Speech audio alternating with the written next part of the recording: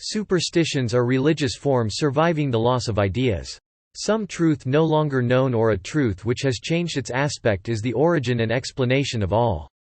Their name, from the Latin supersts, signifies that which survives. They are the dead remnants of old knowledge or opinion.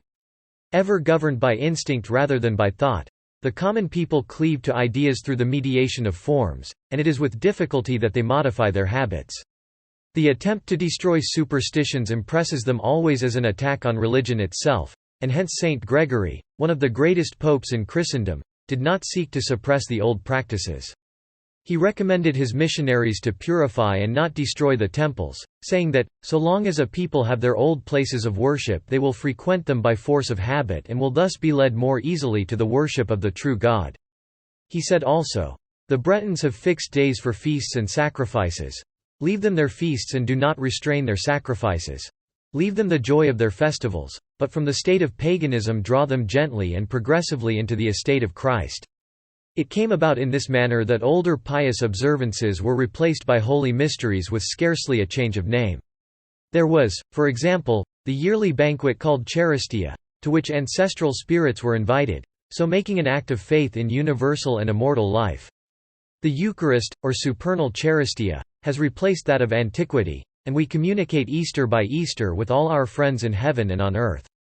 Far from maintaining the old superstitions by such adaptations, Christianity has breathed soul and life into the surviving signs of universal beliefs.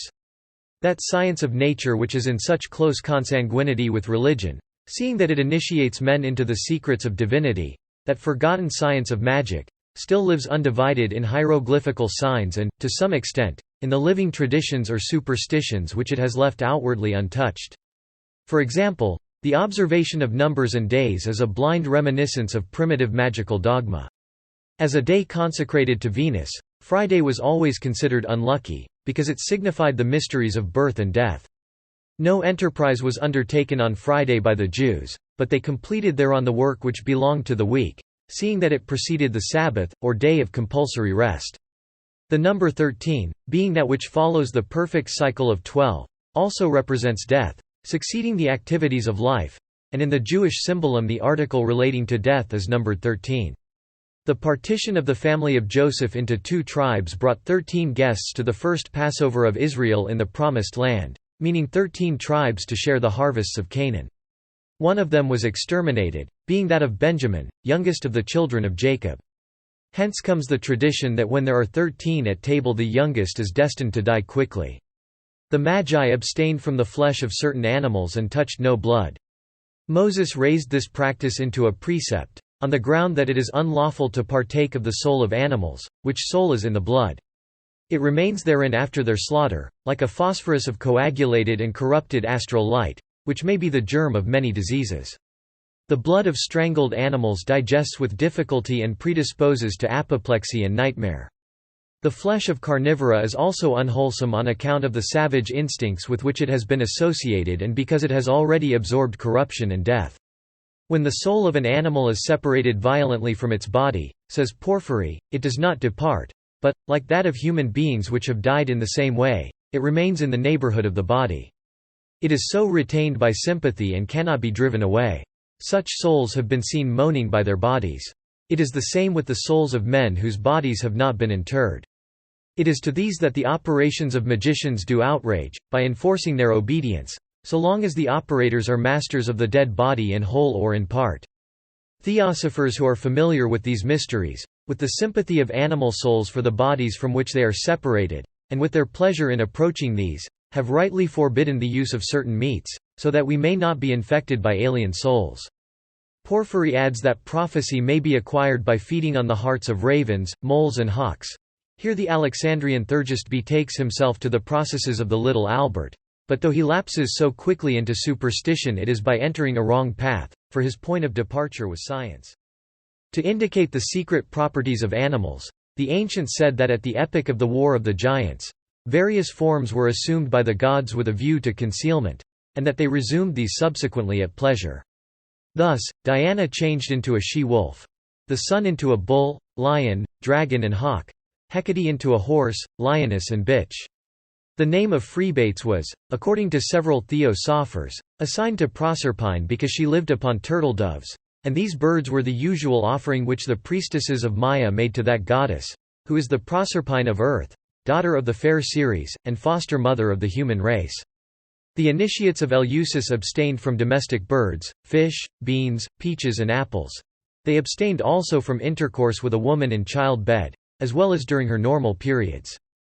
Porphyry, from whom this information is derived, adds as follows: "Whosoever has studied the science of visions knows that one must abstain from all kinds of birds in order to be liberated from the bondage of terrestrial things and find a place among the celestial gods." But the reason he does not give. According to Euripides, the initiates of the secret cultus of Jupiter in Crete touched no flesh meat.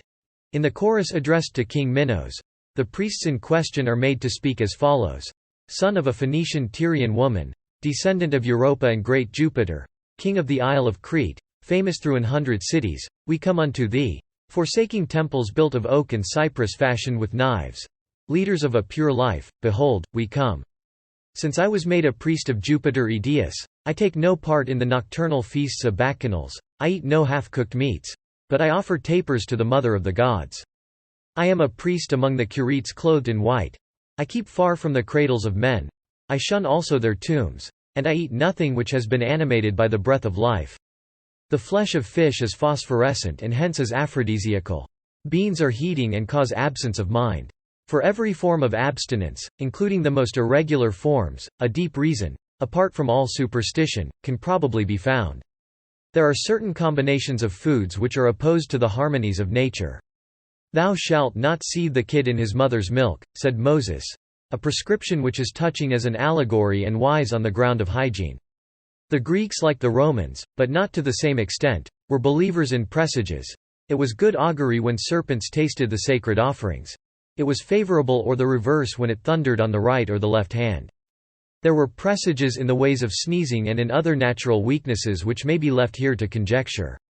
In the hymn of Mercury, Homer narrates that when the god of thieves was still in his cradle he stole the oxen of Apollo, who took the youngster and shook him, to make him confess the larceny. Mercure s'avisant d'un étrange miracle, de ses flancs courroucés fit entendre l'oracle. Jusqu'au grand Apollon la vapeur en monta. It was all presage with the Romans: a stone against which the foot struck, the cry of a screech owl, the barking of a dog, a broken vase, an old woman who was first to look at you. All such idle terrors had for their basis that grand magical science of divination which neglects no token but from an effect overlooked by the vulgar ascends through a sequence of interlinked causes. This science knows, for example, that those atmospheric influences which cause the dog to howl are fatal for certain sufferers, that the appearance and the wheeling of ravens mean the presence of unburied bodies, which is always of sinister augury. Localities of murder and execution are frequented by these fowl.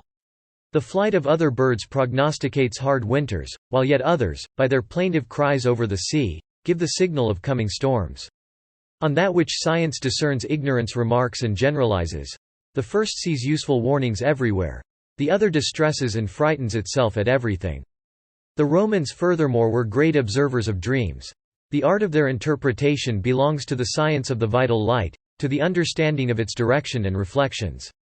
Men versed in transcendental mathematics are well aware that there can be no image in the absence of light, be it direct, reflected or refracted. And by the direction of the ray, the return under the fold of which they know how to find, they arrive by an exact calculation, and invariably, at the source of light and can estimate its universal or relative force. They take into account also the healthy or diseased state of the visual mechanism, external or internal, and attribute thereto the apparent deformity or rectitude of images. For such persons, dreams are a complete revelation, since dream is a semblance of immortality during that nightly death which we call sleep. In the dream state we share in the universal life, unconscious of good or evil, time or space. We leap over trees, dance on water, breathe upon prisons and they fall. Or alternatively, we are heavy, sad, hunted, chained up, according to the state of our health and often that of our conscience. All this is useful to observe, and unquestionably. But what can be inferred therefrom by those who know nothing and are without the wish to learn? The all-powerful action of harmony, in exalting the soul and giving it rule over the senses, was well known to the ancient sages, but that which they employed to soothe was wrested by enchanters to excite and intoxicate. The sorceresses of Thessaly and of Rome believed that the moon could be dragged from the sky by the barbarous verses which they recited and that it fell pale and bleeding to the earth.